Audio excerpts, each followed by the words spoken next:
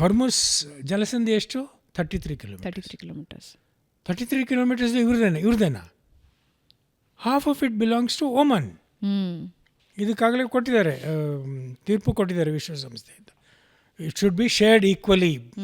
ಎಲ್ಲಿ ಓವರ್ಲ್ಯಾಪ್ ಆಗುತ್ತೋ you will have a separate ಸಂಧಾನ ಮಾಡಿಕೊಂಡು, ಓಕೆ 16 ಕಿಲೋಮೀಟರ್ ನಿಮ್ಮದು, 16 ಕಿಲೋಮೀಟರ್ ನಮ್ಮದು. ಅಲ್ಲ, ಇವಾಗ 16 ಕಿಲೋಮೀಟರ್ದು ಬಗ್ಗೆ ಹರಿದು ಬಿಟ್ರೆ ಸಮಸ್ಯೆನೇ ಇಲ್ವಲ್ಲ. ಎಕ್ಸಾಕ್ಟ್ಲಿ, ಆ ಪಾಯಿಂಟ್ ಟಚ್ ಮಾಡ್ತಾ ಇಲ್ಲ. Iran is not ready sir. ಈಗ ಎಲ್ಲರೂ ಉಸಿರುಗಟ್ಟಿರೋದು ಯಾತಕ್ಕೆ? ಇರಾನ್ ಹಾರ್ಮೋಸ್ ಜಲಸಂಧಿನ ಕಂಟ್ರೋಲ್ ಮಾಡ್ತಾ ಇರೋದಕ್ಕೆ. ಇಫ್ ದಟ್ ಹ್ಯಾಪನ್ಸ್, ಒಮನ್ ಮತ್ತು ಇರಾನ್ ಮಧ್ಯ ಒಪ್ಪಂದ ಆಗೋಯ್ತು ಅಂತ ಹೇಳಿದ್ರೆ Iran will lose it's control on it. Exactly, ಅದು ಬೇಡ ಇರಾನಿಗೆ. ಹಾಂ, ಇದು ನ್ಯಾಯಯುತವಾದ ಹಕ್ಕು ಅವರಿಗೆ, ಒಮಾನ್ಗೆ ಬೇಕಾಗಿತ್ತು. But mite is right. ಅಲ್ಲಿ 2 ದ್ವೀಪಗಳಿದೆ, ಸಣ್ಣ ಸಣ್ಣ ದ್ವೀಪಗಳು. ಅಲ್ಲೆಲ್ಲ ಆರ್ಟಿಲರಿ ಇದು ಗನ್ಸ್ಗಳು ಇಟ್ಟಿದ್ದಾರೆ. So anybody don't listen to them, they will shoot. ಆ ಥರ ಒಂದು ಸರ್ವೈಲೆನ್ಸ್ ಜೋರಾಗಿದೆ. ಹಾಂ, ಜೋರಾಗಿದೆ. ಆಮೇಲೆ ಇದು ಅನಿವಾರ್ಯ ಎಲ್ಲ ದೇಶದ ನೋಡಿ. ಈ ಒಬ್ಬ ಡೆಮೊಕ್ರಾಟ್ MP ಹೇಳ್ತಾ ಇದ್ದೆ ಅಮೆರಿಕದಲ್ಲಿ, before the war Hormuz straight was open. 120 ships used to go up and down every day. Now after the war it is closed. So the aim of the war is now to just get it open at the cost of $2 billion. ಅಂದರೆ it's ಭಾಳ ಮಾರ್ಮಿಕವಾಗಿ ಹೇಳಿದ್ದಾನೆ, which is true. But ಈಗ ಏನಾಗಿದೆ ಅಂದರೆ ಅದು ಅನಿವಾರ್ಯ, ಅಲ್ಲಿಂದ ಎಂಟರ್ ಆಗಲೇಬೇಕು. ಬೇರೆ ಕೆಲವು ಕಡೆ ಏನಾಗುತ್ತೆ ಅಂದರೆ, especially for European countries, Saudi ಏನು ಮಾಡುತ್ತೆ, they will transfer that oil to Red Sea through the pipes. ಅಲ್ಲಿ ಹಡಗುಗಳು ನಿಂತ್ಕೊಳ್ತವೆ. But it's a very long process. ಒಂದು ದಿವಸದಲ್ಲಿ ಲೋಡ್ ಆಗೋದು 3 ದಿವಸ ತೊಗೊಳುತ್ತೆ, ಪೈಪ್ ಮುಖಾಂತರ ಬರೋದಲ್ವಾ. ಸೊ ಹಾಗಾಗಿ ಈ ಒಂದು ಟಾರ್ಗೆಟ್ ಸಿಸ್ಟಮ್ ಏನಿದೆ, ಒಂದು ಸ್ಟ್ರೇಟ್ ಆಫ್ ಹಾರ್ಮುಸ್, ಇನ್ನೊಂದು ಅಲ್ಲೊಂದು ದ್ವೀಪ ಇದೆ ಖಾರ್ಗ್ ಐಲ್ಯಾಂಡ್ ಅಂತೆ. ಖಾರ್ಗ್ ಐಲ್ಯಾಂಡ್ ಮೇಲೆ ಇವನ್ ಕಣ್ಣು, ಟ್ರಂಪ್ ಕಣ್ಣು. ಮಾರ್ಚ್ 13ಕ್ಕೆ ಹೊಡೆದಾಕಿದ್ರು, ಒಂದು 3-4 ಕ್ಷಿಪಣಿಗಳನ್ನ ಹೊಡೆದ್ರು. ಅಲ್ಲೇನು ಜಾಸ್ತಿ ಕಾಣಲಿಲ್ಲ ವಿಸಿಬಲಿ. ಬೇಸಿಕಲಿ ಅದು oil storage. It is not oil producing island, it is oil storage. 5 ಕಚ್ಚಾ ತೈಲ ಬಾವಿಗಳಿದ್ದಾವೆ ಒಳಗಡೆ, ಇರಾನ್ ಒಳಗಡೆ. ಅಲ್ಲಿಂದ ಪೈಪ್ ಮುಖಾಂತರ ಈ ದ್ವೀಪಕ್ಕೆ ಬರುತ್ತೆ. ಈ ದ್ವೀಪಕ್ಕೆ ಯಾಕೆ ಬರುತ್ತೆ ಅಂದರೆ, ಈ ದೊಡ್ಡ ಹಡಗುಗಳು ಬರ್ತಾವಲ್ಲ, VLCC ಅಂತ ಕರೀತಾರೆ, ವೆರಿ ಲಾರ್ಜ್ ಕ್ರೂಡ್ ಕ್ಯಾರಿಯರ್ಸ್ ಅಂತೇಳಿ. ಅವಕ್ಕೆ ಡ್ರಾಫ್ಟ್ ಬೇಕು, ಅಂದರೆ ಸಮುದ್ರದ ಆಳ ಬೇಕು. 21 ಮೀಟರ್ ಮಿನಿಮಮ್, 21ರಿಂದ 25 ಮೀಟರ್ ಮಿನಿಮಮ್. ಇದರ ತಳ ಕಚ್ಚಿಬಿಡುತ್ತೆ. ಲೋಡ್ ಮಾಡ್ತಾರಲ್ಲ, 300 ಮಿಲಿಯನ್ ಬ್ಯಾರಲ್ಸ್ ಲೋಡ್ ಮಾಡ್ತಾರಲ್ಲ. So then it maintains that buoyancy. ಆಮೇಲೆ ಸೈಮಲ್ಟೇನಿಯಸ್ಲಿ 3-4 ಹಡಗುಗಳು, ಒಂದು ಸಣ್ಣ ದ್ವೀಪ, ಅದು ಸುತ್ತಲೂ ಲೋಡ್ ಮಾಡಿಕೊಂಡು ಹೋಗ್ತಾ ಇರುತ್ತೆ. That is the main source of income for Iran. ಈಗ ಅದನ್ನು ಕಟ್ ಮಾಡಬೇಕು, ಹಾರ್ಟ್ ಆಫ್ ಇರಾನ್. ಹಾಂ, ಬಟ್ ನನಗನ್ಸೋದು ಈಗ ನೋಡಿ, if they can pump the oil to the Kharg island, they can also suck it out. ಒಂದಿಷ್ಟು ಎಂಜಿನಿಯರಿಂಗ್ ಮಾಡಬೇಕಷ್ಟೇ. ಈ NRV ಅಂತ ಇರುತ್ತೆ, ನಾನ್ ರಿಟರ್ನಿಂಗ್ ವ್ಯಾಲ್ವ್ ಅಂತೇಳಿ, ಅದು ವಾಪಸ್ ಬ್ಯಾಕ್ ಫ್ಲೋ ಮಾಡೋಕ್ಕೆ ಬಿಡಲ್ಲ. So if they do some engineering, they can reverse it and take out all that oil. But storage ಇರಬೇಕಲ್ಲ, ಅದಕ್ಕೆ ಹಾಂ ಇದ್ದಾವೆ. ಬಂದರ್ ಅಬ್ಬಾಸಲ್ಲಿದೆ, ಜಸ್ಕ್ ಅಂತ ಇನ್ನೊಂದು ಇದೆ. Jask is actually very convenient. It is out of Hormuz ಜಲಸಂಧಿಯಿಂದ ಹೊರಗಡೆ ಇದೆ. It is out. I mean you don't have to enter the state of Hormuz. So ಅವೆಲ್ಲ ನಡೀತಾ ಇರುತ್ತೆ. ಬಟ್ ನನಗೆ ಅನಿಸೋದು, ಈ ಟ್ರಂಪ್ ಏನು ಯೋಚನೆ ಮಾಡ್ತಿದ್ದೇನೆ, we have to attack that ಅಂಥೇಳಿ, ಈ ತಾರೀಖ್ ಪೇ ತಾರೀಖ್ 5 ದಿವಸ 10 ದಿವಸ 15 ದಿವಸ ಅಂತ. So they require enormous ground force and they should accept enormous casualties. ಯಾರು? ಅಮೆರಿಕಾದಲ್ಲಿ ಈಗ 16 ಜನ ಸತ್ತಿರೋದಕ್ಕೆ ಎಷ್ಟು. ಬಟ್ ಅಮೆರಿಕನ್ಸ್ ಅಮೆರಿಕನ್ಸ್ ಕೇಳೋ ಪ್ರಶ್ನೆನೂ ಸರಿ ಇದೆ ಅಲ್ಲ ಸರ್, ಯಾರಿಗೋಸ್ಕರ ಈ ವಾರ್ ಮಾಡಿ? Exactly, whose war is it anyway ಅಂತ. ಆಮೇಲೆ America is very sensitive about body bags. ಒಂದು ಬಾಡಿ ಬ್ಯಾಗ್ ಬಂದರೆ ಎಷ್ಟು ಗಲಾಟೆ ಆಗುತ್ತೆ ಅಲ್ಲಿ. ನಾವು if they want to occupy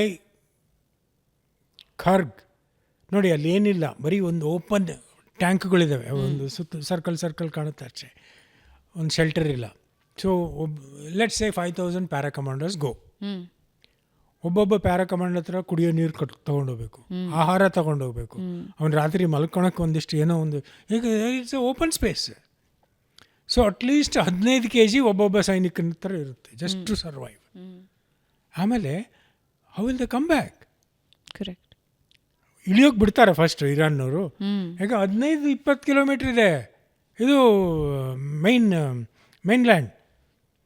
artillery guns will sort out hundreds of the Americans. So artillery guns ಹೆಂಗೆ ಅಂದರೆ ದೂರದಲ್ಲಿ ಬರ್ತಾ ಇರೋದನ್ನ ಟಾರ್ಗೆಟ್ ಮಾಡಿ ದೇ ವಿಲ್ ಜಸ್ಟ್, ಈ ಲಾಂಗ್ ರೇಂಜ್ ಹತ್ರಕ್ಕೆಲ್ಲ ಬರ್ತಾರೆ ಅನ್ನೋದು ಸದ್ಯದ ಮಟ್ಟಿಗೆ ಡಿಫಿಕಲ್ಟ್, ವೆರಿ ಡಿಫಿಕಲ್ಟ್. ಹೌದು. ಅಕಸ್ಮಾತ್ ಆ ಥರ ಸೀರಿಯಸ್ ಆಗಿ ಯೋಚನೆ ಮಾಡಿದರೆ, ಇಲ್ಲ ಒಂದಿಷ್ಟು ಶೋ ಆಫ್ ಸ್ಟ್ರೆಂತ್, ಒಂದು 20,000 ಜನ ನಾವು ತೊಗೊಂಬಂದಿದ್ದೀವಿ, ಬಗ್ತಾನೋ ಇಲ್ವೋ ನೋಡೋಣ ಅಂತೇಳಿ. But going by that Iran, I think it ಅವ್ರಿಗೆ ಕ್ಯಾರೆ ಅನ್ನಲ್ಲ. ಯಾಕಂದರೆ ಅವ್ರ ಹತ್ರ ಎಷ್ಟು ಜನ ಇದ್ದಾರೆ? 10 ಲಕ್ಷ ಜನ ಇದ್ದಾರೆ. 10 ಲಕ್ಷ ಜನ ರೆಡಿ ಇದ್ದಾರೆ. And they are getting even the boys into this thing. ಆಮೇಲೆ ಇವ್ರು ಏನು ಮಾಡ್ತಾರೆ, ಇನ್ನೊಂದು ಟ್ರಿಕ್ ಏನದೆ, ಈ ಗುಳ್ಳೆನರಿ ಪಾಕಿಸ್ತಾನ ಇದೆಯಲ್ಲ, they will use that air base to show their strength in this side. ಯಾಕಂದರೆ ಪಾಕಿಸ್ತಾನ ಏನು ಮಾಡ್ತಿದೆ, ಅವರು ತಪ್ಪಿಸ್ಕೊಳಕ್ಕೆ ಪ್ರಯತ್ನ ಮಾಡ್ತಿದ್ದಾರೆ ಸೌದಿಯಿಂದ. ಸೌದಿ ಕಿಂಗ್ ಹೇಳ್ತಾ ಇದ್ದಾನೆ, where is your army, you are suppose to come and give us defence. ಇಲ್ಲ, they opened another front in Afghanistan. ಒಂದು ಆಸ್ಪತ್ರೆ ಅಟ್ಯಾಕ್ ಮಾಡಿಬಿಟ್ಟು 400 ಜನ. ಸೊ ಅವ್ರು ಹೇಳ್ತಾರೆ, we are very busy with Afghanistan ಅಂತೇಳಿ. ಈಗ ನಾವು ಸಂಧಾನ ಮಾಡೋಕ್ಕೆ ತಯಾರಾಗಿದ್ದೀವಿ ಅಂತೇಳಿ. ಈಗ ನೋಡಿ, JD ವ್ಯಾನ್ಸ್ ಈಗ 3 ದಿವಸದ ಕೆಳಗೆ, 4 ದಿವಸದ ಕೆಳಗೆ ಅಮೇರಿಕದಿಂದ ಹೊರಟು ಎಲ್ಲಿಗೆ ಬಂದರು? ಡೆಹಲಿ ಬಂದರು. 2 ದಿವಸ ಇದ್ದರು. ಅಂದರೆ ಅವರು ಹೋಗಬೇಕಾಗಿದ್ದು ಪಾಕಿಸ್ತಾನಕ್ಕೆ. But why did he come to Delhi? Why did he stay for 2 days? To eat chana bhature? ನೋ, ಅವರ ಮಾವನ ಮನೆ ಇದೆ ಅಂತೇಳಿ. Not like that.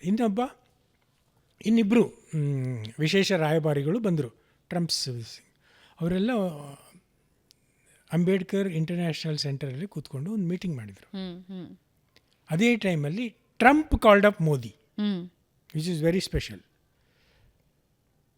ಇದನ್ನೆಲ್ಲ ಡಾಟ್ ಕನೆಕ್ಟ್ ಮಾಡಿದರೆ ಸಂಧಾನ ನಡೀತಿರೋದು ಇಲ್ಲಿ ಭಾರತದಲ್ಲಿ. ಅಲ್ಲಿ ಅವರು ಹೋಟೆಲ್ ಅರೇಂಜ್ ಮಾಡ್ಕೊಂಡಿದ್ದಾರೆ ಅಷ್ಟೇ. ಬ್ಯಾಂಕ್ವೆಟ್ ಹಾಲ್ ಅರೇಂಜ್ ಮಾಡಿದ್ದಾರೆ, ಹೋಟೆಲ್ ಅರೇಂಜ್ ಮಾಡಿದ್ದಾರೆ. 2 ದಿವಸದ ಸಮಾರೋಹ ಏನು ನಡಿಬೇಕಾಗಿತ್ತು ಅದು ಒಂದೇ ದಿವಸಕ್ಕೆ ಹೋಯ್ತು, ಸಾಯಂಕಾಲ ಎಲ್ಲ ಹೋಗ್ಬಿಟ್ರು. ಸೊ ಇದು ಅವರ ರಿಯಲ್ ಸಂಧಾನ ನಡೀತಾ ಇರೋದು ಇಲ್ಲಿ. They require leaders. ಈಗ ನೋಡಿ, ಯಾವುದೇ ಸಂಧಾನ ಬ್ಯಾಕ್ ಚಾನಲ್ ಇದು ಆದರೆ ಫಸ್ಟ್ ಸೆಕ್ರೆಟರಿಯಿಂದ ಶುರುವಾಗುತ್ತೆ. They talk to each other, then under secretary, then joint secretary, then ambassadors, then the leaders will come. Modi, Trump, Netanyahu, ಆ ಥರ. They cannot do without Modi. ಅದು ಅರ್ಥ ಆಗಿದೆ, ಅದಕ್ಕೆ ಈಸ್ ಕಾಲ್ಡ್. ಇದು ಪಾಕಿಸ್ತಾನದಲ್ಲಿ ಒಂದಿಷ್ಟು ನಡಿಬೋದು, ಹೋಟೆಲ್ ಗಿಟೆಲ್ ಎಲ್ಲ ಅರೇಂಜ್ ಮಾಡಿಬಿಟ್ಟು ಅಷ್ಟೇ ಅವ್ರ role. So there is a difference between mediation and hosting. Hosting is like, ಈಗ ನೋಡಿ ಆರ್ಮಿನಲ್ಲಿ ಒಬ್ಬ ಹವಿಲ್ದಾರು ಒಂದು ಬುಲೆಟ್ ಬಾಯ್ಕ್ ಇಟ್ಕೊಂಡು ಅವ್ನು ಸುತ್ತಾನೆ ಇರ್ತಾರೆ. ಆ ಲೆಟ್ರ್ ಅಲ್ಲಿಂದ ಕೊಡೋದು, ಈ ಲೆಟ್ರ್ ಇಲ್ಲಿಂದ ಕೊಡೋದು. ಆಮೇಲೆ ಮನೆಗಳಿಗೆ ಏನು ಬೇಕು, ಎಲ್ಲಿ ಆಫೀಸರ್ಗಳು ಎಲ್ಲೋ ವಾರ್ ಇದಕ್ಕೆ ಹೋಗಿರ್ತಾರೆ ಅಥವಾ ಎಕ್ಸರ್ಸೈಸ್ಗೆ ಹೋಗಿರ್ತಾರೆ, ಆ ಮನೇಲಿ ಏನೇನು ಬೇಕು ಅದೆಲ್ಲ. I mean is always on the constant move. Dispatch rider ಅಂತ ಕರೀತಾರೆ, DR. Any requirement First, that lady of the house, DR ko bulao, jaldi bhejo. Okay. So this DR job is done by Pakistan. Sandhana will be done by India. ಅದು ಯಾವಾಗ ಆಗುತ್ತೋ ಗೊತ್ತಿಲ್ಲ, but ಆವಾಗ V have to, ನಾವು ಏನು ತಟಸ್ಥ ನೀತಿ ತಗೊಂಡಿಲ್ಲ, we are just biding our time. It is ಯುಕ್ತಿ ನೀತಿ. ಯುಕ್ತಿ. ಯುಕ್ತಿ ನೀತಿ. ಯಾಕಂದರೆ we are in touch with everybody, we can talk to anybody, we have no issues. So everybody file agree that some solution will happen.